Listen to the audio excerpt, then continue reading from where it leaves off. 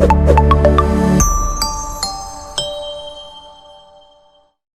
نشوف عملنا الكحك ده ازاي من كيلو دقيق واحد وبأقل التكاليف. بص جمال الكحك، بص الجمال يا لهوي. بص خلي بالكم ان لسه في صينيتين تاني في الفرن، وده السكر بقى وجماله. بصي بصي الجمال، بصي طبعا هو عشان السمن مقدور فهتلاقي بصي مش متحمل ايديكي اساسا، ما بيتحملش ايديك. تعملوا لنا لايك واشتراك، تشتركوا في القناه وتفعلوا الجرس. باي باي. معانا كوبايه ميه دافيه مع معلقه خميره بالشكل ده، مع معلقتين سكر. تقلبيهم كويس قوي 5 دقايق، هتلاقيها فارت معاكي. هنا كيلو من الدقيق هفضي معاكم بالشكل ده في بوله تكون غويطه معاكم شويه. بيكنج باودر يعني ما تكتريش علشان ما تبقاش بصي، عشان ما يبقاش منك الكحك. ريحه الكحك معانا هنا معلقه كبيره بالشكل ده. معانا هنا رشه ملح صغيره جدا بالشكل ده، ونحط السمسم. بصي الكميه اللي انت عايزاها، 3 معالق 4 معالق، الكميه في السمسم اللي انت عايزاه. تمام. هنرجع تاني نعمل ايه بقى؟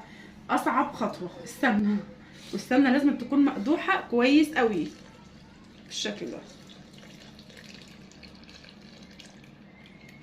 طبعا انت مش هينفع تقلبي بايديك، انت هتفضلي تقلبي بالمعلقه لحد ما تحسي ان هي بردت معاكي بالشكل ده، وبعد كده تفضلي، مش هينفع نعجنه، هو بيتفرك بالايدين، تفضلي تفركي بيه. هنبقى مع بعض خطوه بخطوه بس نبقى عارفين ان الكحك المبسوس ده مش بيتعجن. بصي هو بتفضلي بايديكي تعمليه، بتسيبي الشكل ده بيتبس كويس قوي. احنا لازم نسيبه حبه صغيرين عشان يبرد، لانه بيبقى سخن جدا.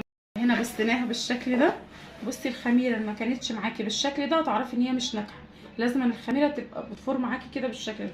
بالشكل ده تعرفي ان هي كده ناجحه، وما تقلقيش على اي حاجه ولا اي معجنات انت بتعمليها.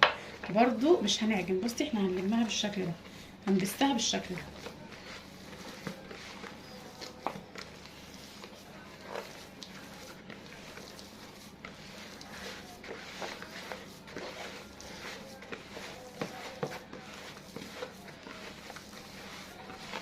هنفضل زي ما احنا قلنا، احنا مش بنعجنه، احنا بنبسه بالشكل ده.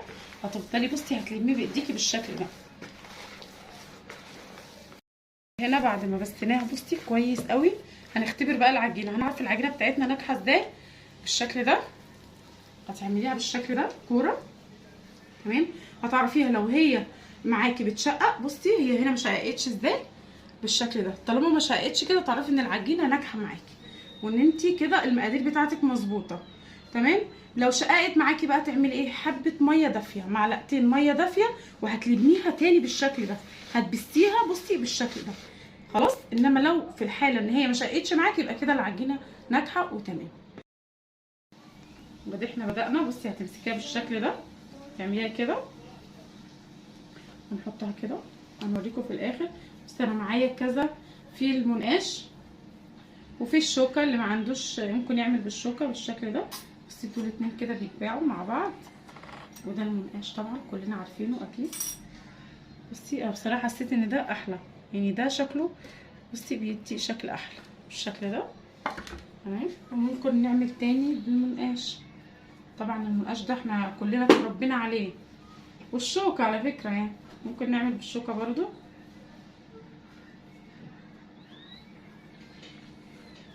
بالشكل ده. تمسكيه بالشكل ده حسب ما انتي بقى عايزه تعملي شكله بالشكل ده، بس انا حاسه ان دي اسهل واحلى بصراحه. نعمل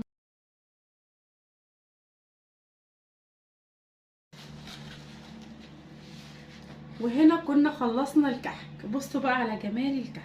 طبعا الكحك ده انا استنيت الصينيتين دول لما بردوا، ما ينفعش طول ما هو سخن ان انتي تلمسيه بايديك، ما تلمسوش بايديك. بصي الجمال، بصي الجمال، الكحكه مستويه وعامله ازاي، بصي الجمال، بصي جمال الكحك.